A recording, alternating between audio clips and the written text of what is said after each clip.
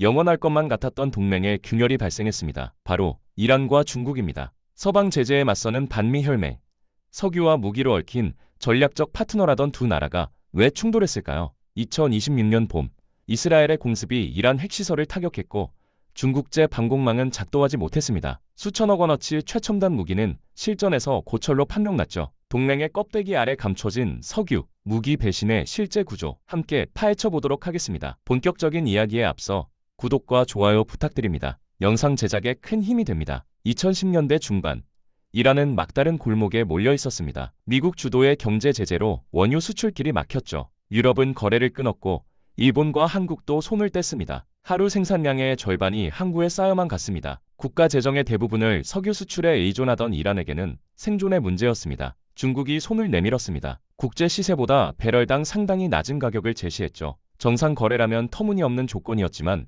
이란은 받아들일 수밖에 없었습니다. 다른 구매자가 없었으니까요. 중국 유조선들이 페르시아만으로 몰려들었고 할인된 원유가 빠져나가기 시작했습니다. 그 돈은 다시 중국으로 흘러갔습니다. 이란은 방공 시스템, 레이더, 미사일을 대량 수입했죠. HQ-9 지대공 미사일과 JY-27A 조기경보 레이더가 이란 전역에 배치됐습니다. 중국 측 카탈로그는 화려했습니다. 탐지 거리와 표적 추적 능력이 최첨단이라는 문구가 박혀 있었죠. 스텔스기도 잡을 수 있다고 했습니다. 양국 정상은 카메라 앞에서 악수했습니다. 전략적 동반자, 포괄적 협력, 반패권 연대라는 수사가 공동 성명을 채웠죠. 언론은 이란 중국 동맹이 중동 질서를 바꿀 거라고 분석했습니다. 하지만 본질은 간단했습니다. 탈 곳 없는 석유와 팔 곳 찾는 무기의 맞교환일 뿐이었습니다. 이란 군부는 만족스러워 보였습니다. 서방 무기는 제재로 구할 수 없고 러시아제는 비쌌으니까요. 중국제는 가격이 합리적이고 석유로 결제할 수 있었습니다. 게다가 중국은 최첨단이라고 보장했죠. 검증할 방법은 없었지만 의심할 이유도 없어 보였습니다. 실전 테스트는 없었습니다. 훈련장에서 미리 정해진 표적을 맞추는 시험만 반복됐죠. 중국 기술진이 와서 시스템을 점검하고 돌아갔습니다. 문제 없다는 보고서를 남기고요. 이란 측은 그 보고서를 믿었습니다. 선택의 여지가 없는 거래에서는 신뢰도 의무가 되니까요. 석유가 나가고 무기가 들어왔지만 진짜 성능은 아무도 몰랐죠. 알 필요도 없다고 여겼습니다. 곧 깨닫게 될 진실을 그때는 아무도 상상하지 못했습니다. 중국제 장비가 배치되자 이란의 목소리가 높아지기 시작했습니다. 국방부는 기자회견을 열어 이란 영공은 이제 철옹성이라고 선언했죠. 군 퍼레이드에서는 HQ-9 미사일 발사대가 거리를 누볐습니다. 국영방송은 레이더가 회전하는 장면을 반복 송출했습니다. 표적이 명중되는 CG에는 장엄한 음악이 깔렸습니다. 혁명수비대 사령관은 연설에서 더 나아갔습니다. 이스라엘 전투기가 감히 우리 영공에 들어오는 순간 격추될 것이라는 경고였죠. 보수 언론은 미국 스텔스기조차 이란 레이더를 피할 수 없다고 주장했습니다. 자신감은 국민에게도 전염됐습니다. 소셜미디어에는 이번엔 우리 차례라는 댓글이 넘쳐났습니다. 학교에서는 방공 시스템이 교육 소재가 됐습니다. 중고등학생들이 미사일 작동 원리를 배웠죠. 진로 설명회에서는 방공망 운용병이 인기 직종으로 소개됐습니다. 핵심 시설 인근 주민들은 대피 훈련에 무관심해졌습니다. 중국제 방패가 모든 걸 막아줄 테니까요. 환상은 사회 전체를 덮어버렸습니다. 하지만 중국 쪽 계산은 전혀 달랐습니다. 베이징 입장에서 이란은 재고 처리 시장에 가까웠죠. 자국군이 쓰다 남은 구형 장비, 수출용으로 개발했지만 성능 검증이 안 된 시스템들이 이란으로 향했습니다. 최신 기술은 현금을 내는 고객들에게 갔습니다. 이란에게는 카탈로그만 화려한 제품이 배정됐습니다. 품질 관리는 느슨했습니다. 부품 내구성 테스트는 실험실 수준에서 끝났고 실전 환경 시뮬레이션은 생략됐죠. 소프트웨어 버그는 발견됐지만 수정 일정이 계속 미뤄졌습니다. 어차피 이란은 클레임을 제기할 위치가 아니었으니까요. 중국 방산 기업들은 매출만 챙기고 다음 계약으로 넘어갔습니다. 중국 기술진은 이란에 파견될 때마다 똑같은 보고서를 냈습니다. 시스템 정상 작동, 문제 없음, 세계 최고 수준이라는 문구들이 반복됐죠. 이란 측은 그 말을 믿고 싶었습니다. 수천억을 쏟아부었는데 의심하면 자기 선택을 부정하는 꼴이니까요. 한쪽은 허세를 키웠고 다른 쪽은 장사를 했습니다. 진실은 그 사이 어딘가에 묻혀 있었습니다. 2026년 3월 중순, 이란 방공사령부에 긴급 경보가 울렸습니다. 서쪽 국경에서 미확인 신호 다수가 포착됐다는 보고였죠. 이스라엘 F-35 편대가 이란 영공으로 접근하고 있었습니다. 목표는 나탄즈 우라늄 농축시설과 아라크 중수로였습니다. 서울에서 부산을 2번 왕복할 거리쯤 되는 깊숙한 내륙이었습니다. JY-27A 레이더는 신호를 잡았다 놓쳤다를 반복했습니다. 화면에 점이 깜빡이다가 사라졌죠. 정확한 위치 특정이 안 됐습니다. 카탈로그에 적힌 탐지 거리는 어디 갔는지, 실제로는 훨씬 짧은 거리에서도 신호가 불안정했습니다. 스텔스 탐지 기능은 애초에 작동하지 않았습니다. HQ-9 미사일 기지에 발사 명령이 떨어졌습니다. 여러 발의 미사일이 발사됐지만 단 한 발도 표적에 근접하지 못했죠. 유도 시스템이 고속 이동 표적을 추적하지 못했습니다. 일부는 발사 직후 통신이 끊겼습니다. 나머지는 엉뚱한 방향으로 날아갔습니다. 훈련장에서는 미리 입력된 경로로 날아가니 문제없었지만 실시간 추적은 불가능했습니다. 이스라엘 전투기들은 유유히 목표를 타격했습니다. 정밀 유독 폭탄이 나탄즈 지하시설로 떨어졌죠.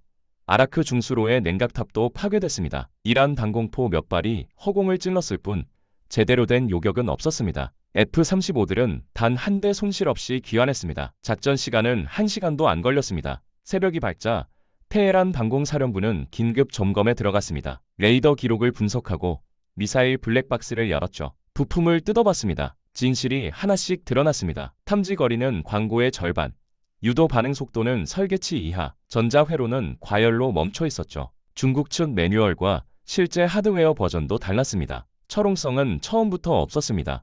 그저 값비싼 간판만 세워져 있었을 뿐이죠. 수천억을 쏟아부어 쌓은 방어망이 한순간에 무너졌습니다.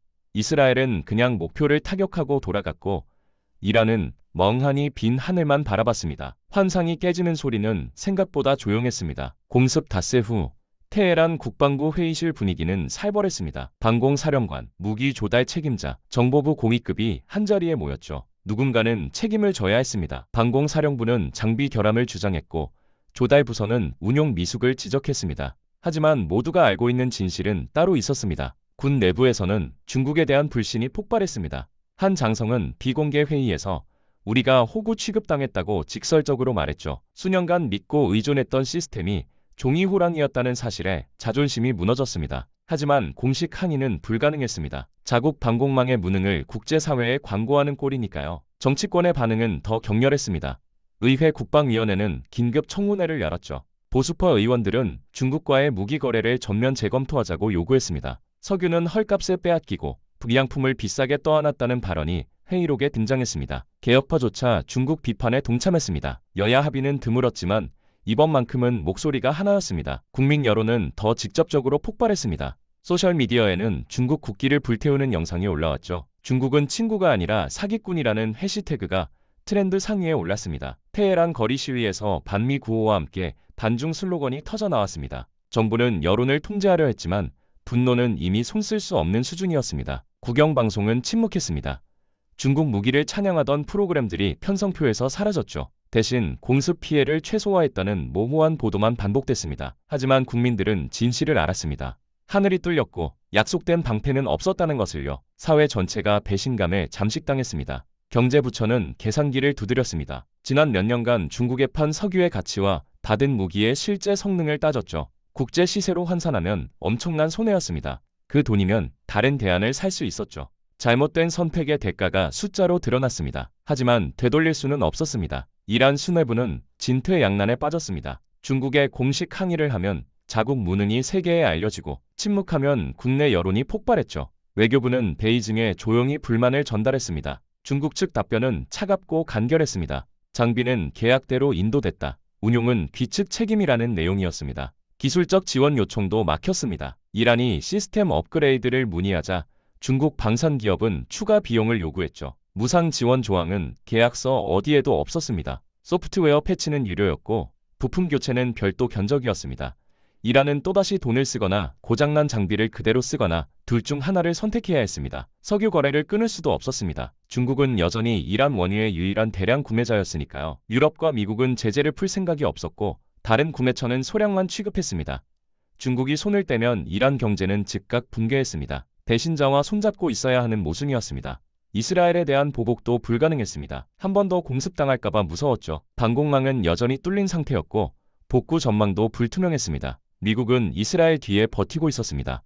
직접 대응은 자살 행위였습니다. 분노는 치밀어 올랐지만 풀 곳이 없었습니다. 군부 강경파는 대안을 찾기 시작했습니다.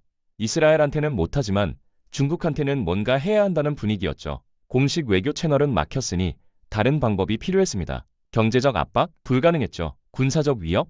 터무니없었습니다. 그렇다면 남은 건 하나뿐이었습니다. 호르무즈 해협이 눈에 들어왔습니다. 이란이 통제하는 좁은 수로였고 중국 유조선들이 매일 지나다녔죠.